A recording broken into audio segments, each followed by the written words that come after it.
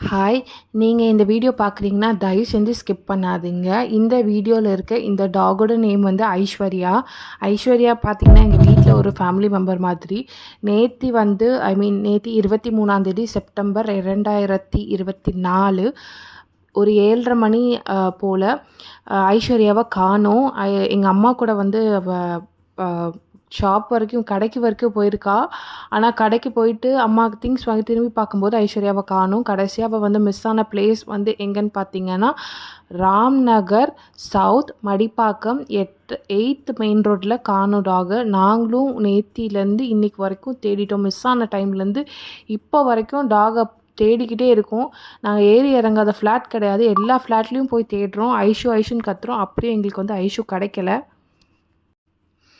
ஐஸ்வர்யா கழுத்தில் லாஸ்ட்டாக காணாமல் போகும்போது போட்டிருந்த காலர் கலர் பார்த்திங்கன்னா ரெட் கலர். அவள் வந்து